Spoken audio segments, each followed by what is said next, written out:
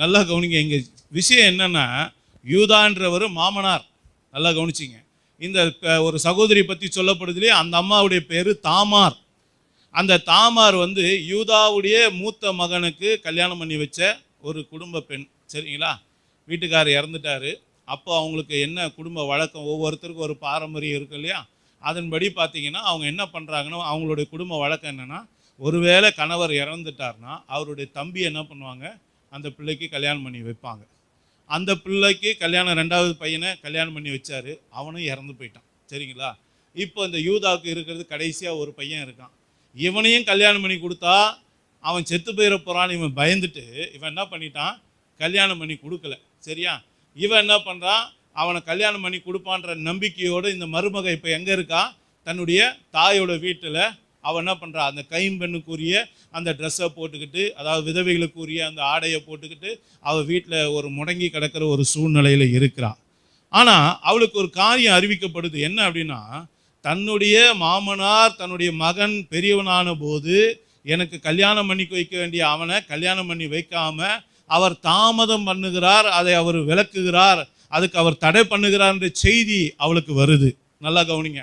இதை கேட்கறதுக்காக அவள் போகணும், நியாயம் கேட்கறதுக்காக, இப்போ மாமனார்கிட்ட பேசுறதுக்காக போகணும் அப்படின்னு சொல்லிட்டு அவன் என்ன பண்ணுறா, முக்காடு போட்டுக்கிட்டு, நல்லா கவனிச்சிங்க, முக்காடு போட்டுக்கிட்டு அந்த அம்மா என்ன பண்ணுறாங்க, மாமனார் வர வழியில் அந்த அம்மா அவரை சந்திக்கிறாங்க. ஆனால் இவருக்கு அந்த வந்து நிற்கிற சகோதரி மருமகள் என்கிற காரியம் தெரியாமல் அவர் என்ன பண்ணுறாரு, அந்த நாட்களில் வேசிங்க ஒருவேளை அந்த மாதிரி ட்ரெஸ்ஸு போடுவாங்களா என்னன்னு தெரியல, அந்த சகோதரியை பார்த்தவொடனே வேசின்னு நினச்சிக்கிட்டு அந்த அம்மா கிட்ட போயிட்டு அவர் தப்பாக நடந்துக்கிறாரு. அதனால் ஒரு கர்ப்பம் உண்டாகுது. இந்த ஒரு பெரிய பஞ்சாயத்து போகுது. இதுக்குள்ளே நம்ம போக வேண்டாம். இங்கே கான்செப்ட் என்ன அப்படின்னா, மைய கருத்து என்னன்னா, தாமார் பக்கம் நியாயம் இருக்குது.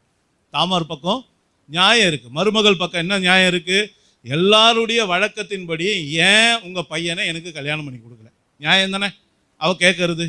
ஆனால் நல்லா கவனித்து பாருங்க, தனக்கு நடக்க வேண்டிய ஒரு காரியம், தனக்கு கொடுக்கப்பட வேண்டிய ஒரு காரியம், தான் பெற்றுக்கொள்ள வேண்டிய ஒரு காரியத்தை நியாயமான முறையில் பெற்றுக்கொள்வதற்கு முயற்சி செய்யாமல் அதை குறுக்கு வழியில் பெற்றுக்கொள்வதற்கு முயற்சி செய்கிறவர்கள் போடுகிற மாஸ்க்கு பேர் தான் என்னது, முக்காடு.